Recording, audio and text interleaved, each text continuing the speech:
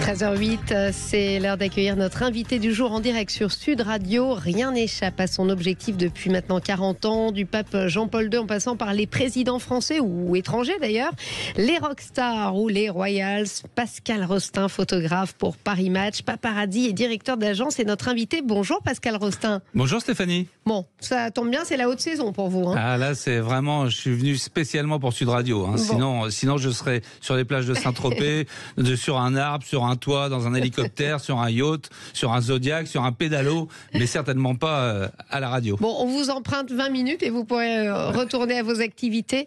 Un petit mot évidemment, tout d'abord sur Jane Birkin. Est-ce que vous avez eu l'occasion de la photographier ? Je l'ai croisée parce que j'étais très copain avec Serge Gainsbourg.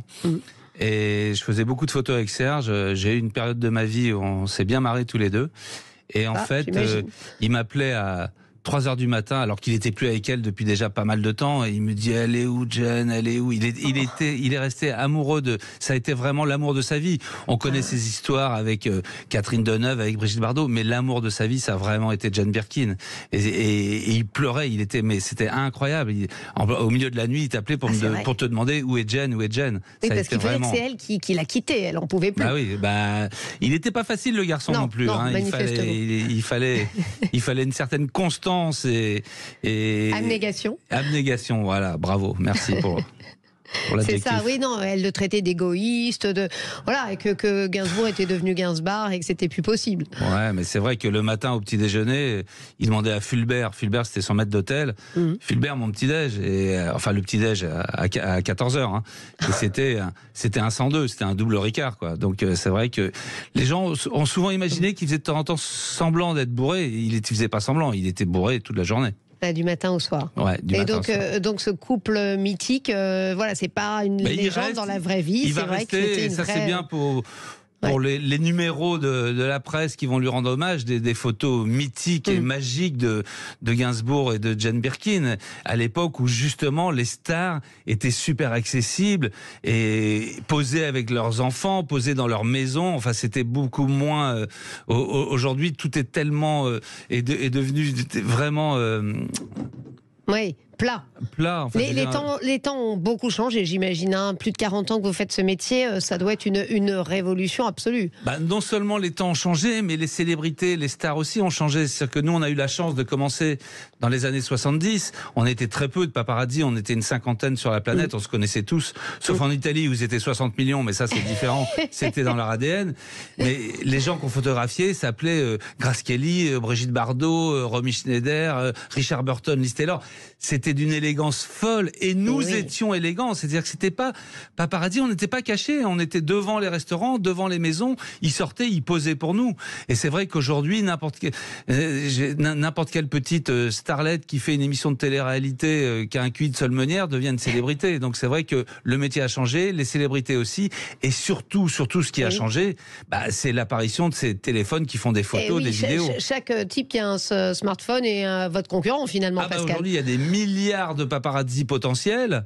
Et puis surtout, les stars qui ont compris aussi qu'ils peuvent gérer leur image sur les réseaux sociaux. C'est-à-dire que vous savez tous les matins ce que Barack Obama ou Mick Jagger ont pris au petit déjeuner. Donc évidemment, ça simplifie pas le métier, mais ça le rend aussi intéressant parce que pour sortir des vrais scoops, c'est il y a quand même excitant. Un savoir-faire, dites-nous, parce qu'il y a quand même des qualités, c'est une enquête, non ?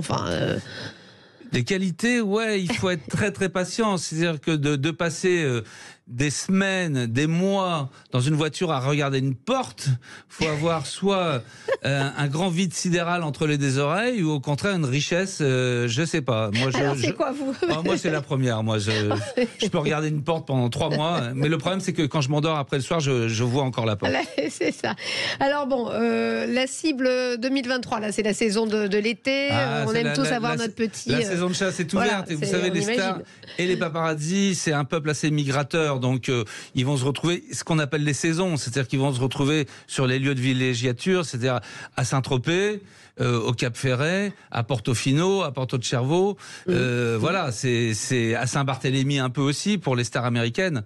Donc en fait, on peut pas annoncer à l'avance ce qui va se passer ni ce qu'on va faire. Mais vous avez quand même des cibles privilégiées. Ce dont on est sûr, c'est que la presse est intéressée toujours de plus en plus Les nouvelles stars aujourd'hui, c'est les politiques. Donc on aura les vacances d'Emmanuel Macron et de Brigitte Macron. Emmanuel Macron sur son jet ski. On aura évidemment encore le couple Sarkozy-Carla Bruni au Cap-Nègre. Voilà, c'est. Ça plaît plus que, je sais pas, moi, les Royals ou Maria Carey ou Beyoncé. En France, c'est assez compliqué. C'est-à-dire que ce qui intéresse vraiment les lectrices, parce que c'est essentiellement des femmes, c'est quand même.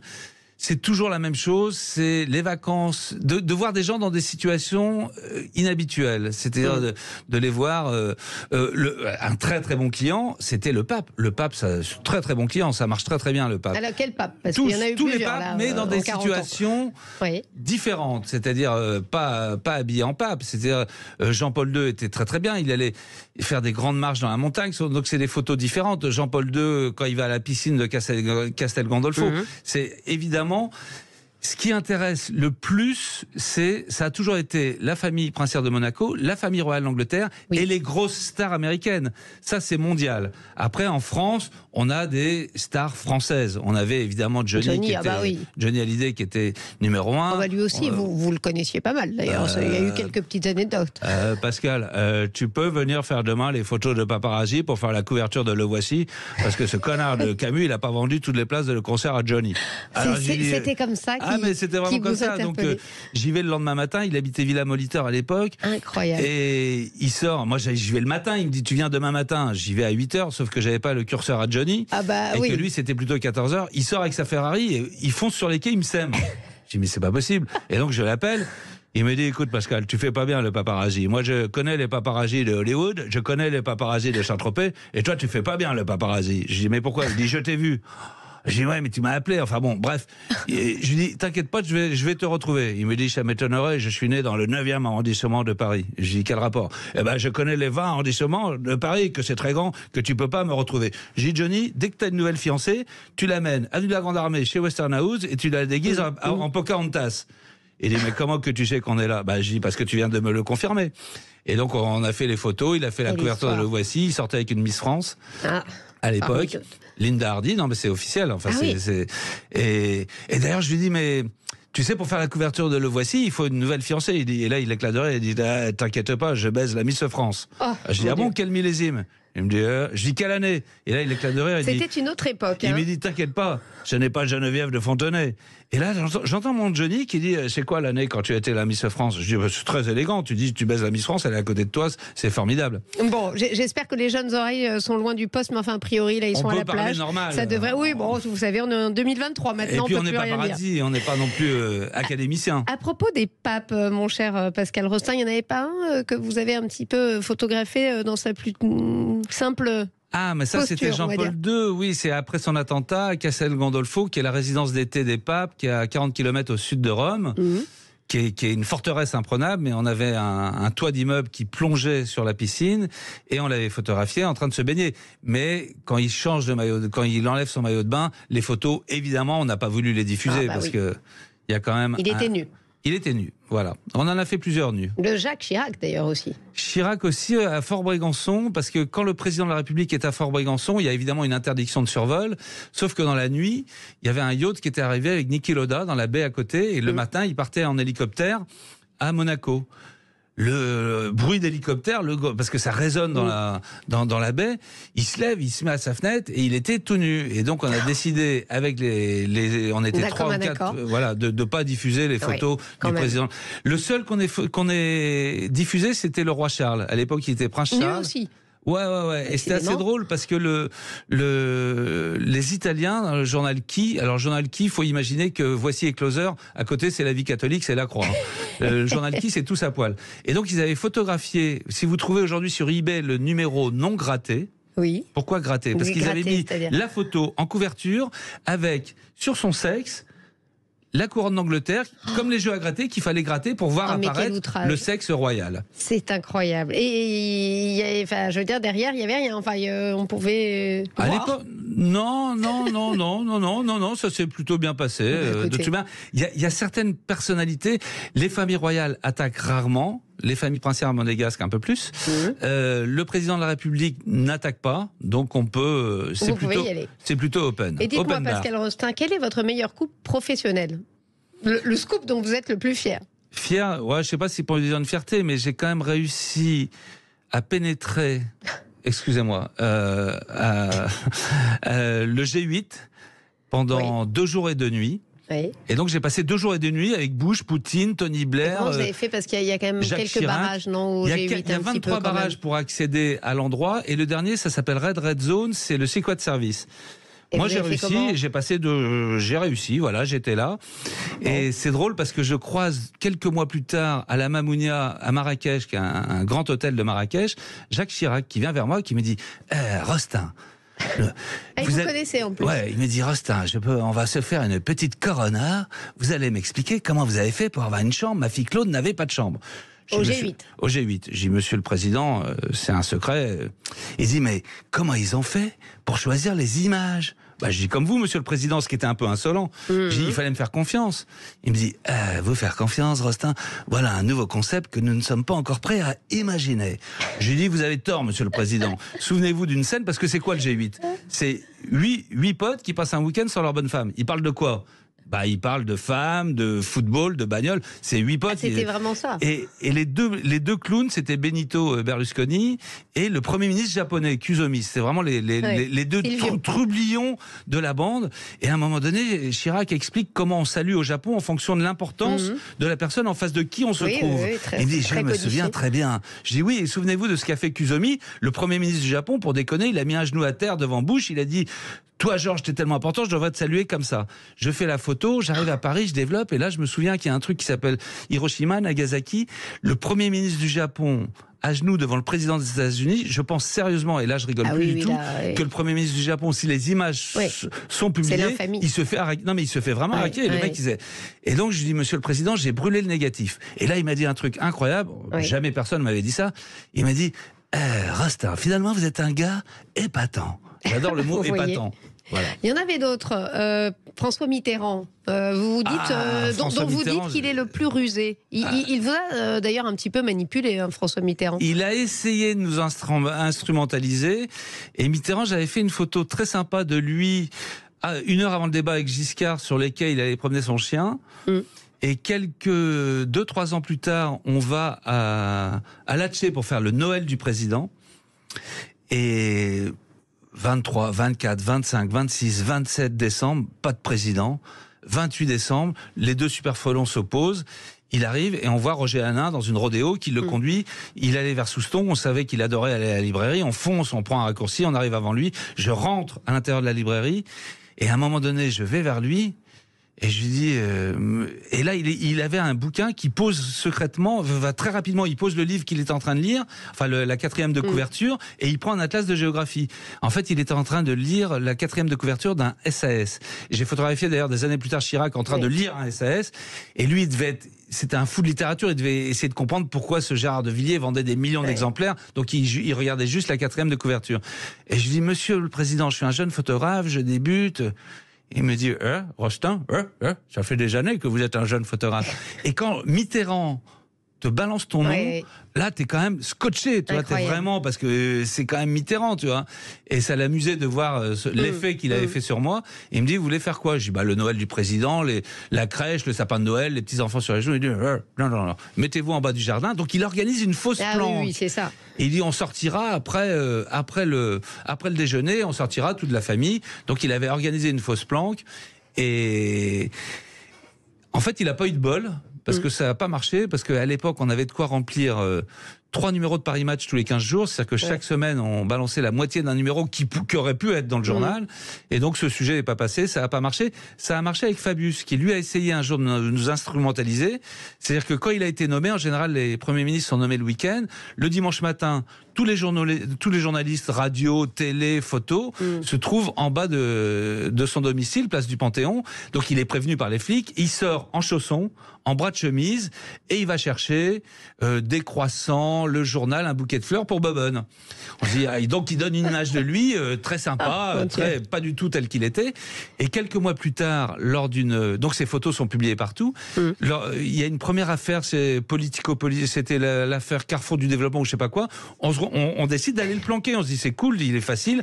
On est allé 3 week-ends de suite. Je peux vous assurer que Bobonne, elle attend toujours les croissants, le journal et le bouquet de fleurs. Hein. Oh, mon Dieu, mon Dieu. Mon Dieu. Bon, c'est une profession. Non, appelez-moi Pascal, c'est plus simple. C'est une profession décriée aussi. Hein. Vous savez que vous êtes un petit peu mal aimé, ça c'est sûr. On est mal aimé, mais il se trouve que les lecteurs et les lectrices aiment bien le résultat de nos forfaitures. C'est vrai. Notamment pendant l'affaire Diana. L'affaire Diana, quel souvenir vous avez de ce drame qui a quand même créé un petit peu des remous dans la profession? Moi, j'étais en train de baptiser une de mes filles en Bretagne, donc j'ai un curé comme témoin. C'est pas terrible, mais c'est tout ce que j'ai. Non, moi j'ai fait une enquête parce que j'ai récupéré par la suite donc vous n'étiez pas là, c'est déjà pas mal. Non, j'étais pas là, mais j'avais des copains qui étaient là et j'ai récupéré les 8000 pages du dossier d'instruction de l'affaire Diana.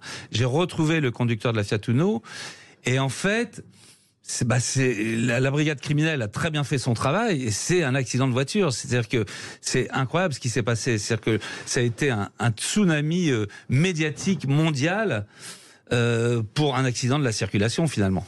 Ouais. Donc oui, ça vraiment. Mais les journaux, les médias, même traditionnels, pas seulement la presse people, qui ont fait des centaines de couvertures, d'émissions de télé, d'émissions de radio, les journaux les plus sérieux ont vendu des millions d'exemplaires sur l'enquête sur l'accident de Diana. C'est vrai donc c'est pas que une histoire de paparazzi, c'est une histoire de médias en général. D'ailleurs, les Royals britanniques dont l'intérêt ne se démente pas au fil des temps. Aujourd'hui, c'est qui alors que la cible? Meghan, Harry, William, Kate, qui fait le plus vendre? C'est la nouvelle génération. C'est sûr que le roi Charles, pas tellement bankable.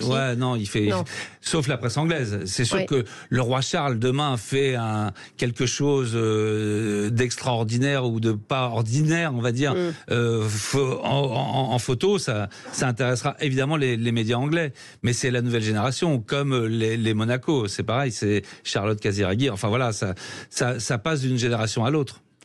Pour revenir sur les présidents, les Zidans, comme vous les appelez, les Zidans, vous les appelez comme ça. Nicolas Sarkozy vous a permis de beaucoup travailler. Vous avez suivi ses épopées sentimentales, notamment avec votre copine Carla. Disons que j'ai une amie d'enfance qui s'appelle Carla Bruni, donc ça m'a quand même beaucoup aidé.